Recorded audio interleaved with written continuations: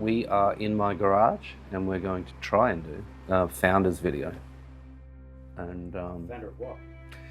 Founder of EzyDog.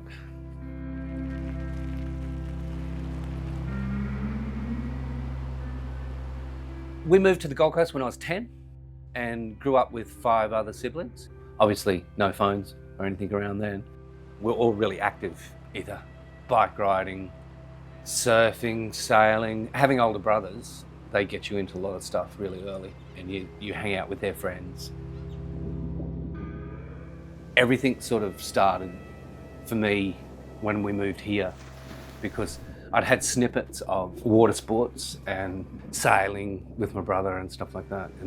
But when we arrived on the Gold Coast, the beach was there, you know, it's a surfer's paradise. It's surf everywhere and it's pumping most of the year. First of all, I joined Nippers and that was cool for a while. And then I started surfing with my brother and other Nippers. And then there was a group of us Nippers that sort of went, stuff the Nippers, we just want to surf. And then Phil had come down on weekends, because he was still up in Brisbane at times, and he'd bring Hobie cats down. He'd take us out off Currumbin through the surf, and it was just wild. It was great fun. Isn't that what Aussie lifestyle is? Freedom, pretty much, you know, like freedom and exploring either the outback or the ocean, whatever you can find, really.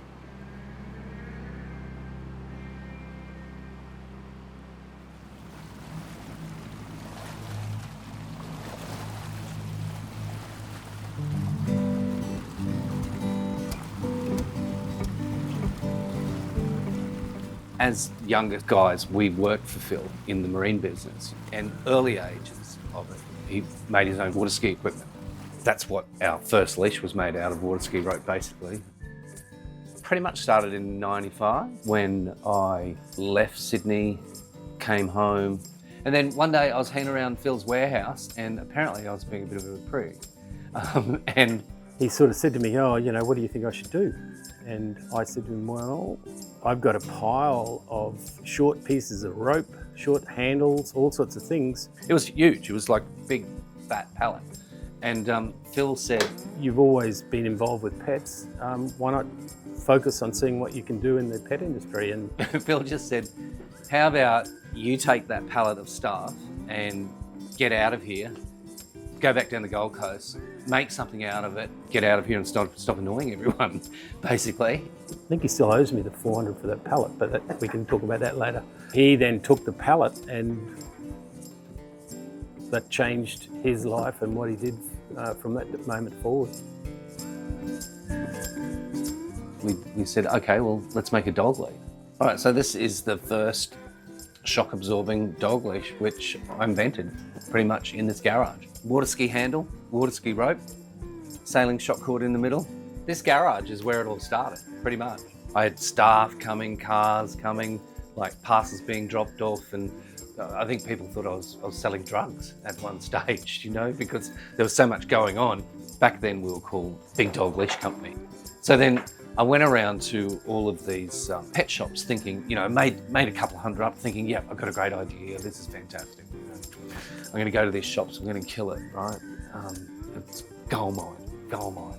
And they said, mate, no one's gonna buy a dog lead worth that, because they're quite expensive compared to what the cheap pieces of rope were back in those days, right? And then it was failed. Yeah, I sold a couple, but the majority of the people were just like, no, it's not going to work, it's too expensive. I was trying to go B2B, and the business people were just telling me what they thought was going to sell.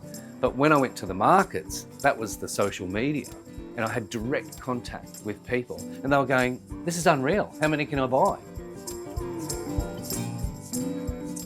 One thing about Luke, he was always totally focused, and you can't change him off that path. He has to go down that path, and you know, he kept working, and to his own credit, developed a product that, you know, he was proud of. The philosophy is only make something you use yourself, pretty much, right?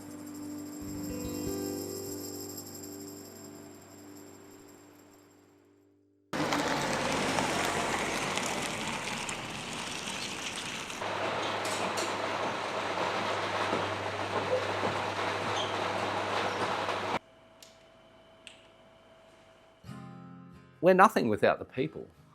We've got great staff. They understand the ethos of the business and they've grown with the company. I met Rebecca on a sales call, basically, because I started selling to some vets. I worked out that they were really good payers. She was vet nursing up the road at 23rd Avenue. He was very enthusiastic and he was very excited about his product that he had made.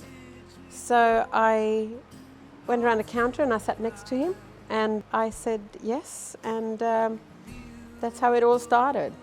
Rebecca had some unique ideas, actually. She was actually one who came up with the chest plate harness.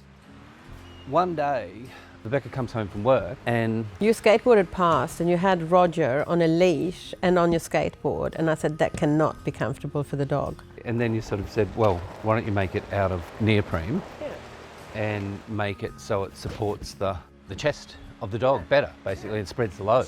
We got a jar and then just started like shaping it out, remember?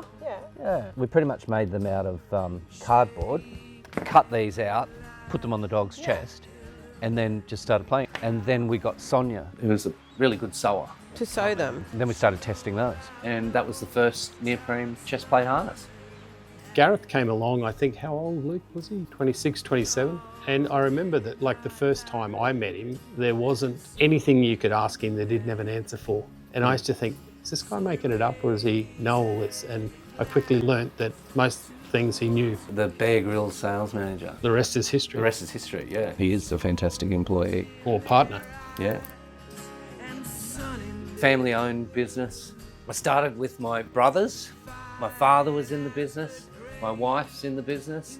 Now, my eldest brother, Phil, his eldest son, Tim, is taking on the reins. I never thought I'd develop a company or be part of developing a company with my family that we would leave as a legacy for the rest of our family, and to have something that's going to sustain itself and can develop and grow from here with younger, smarter people that can take it to the next step.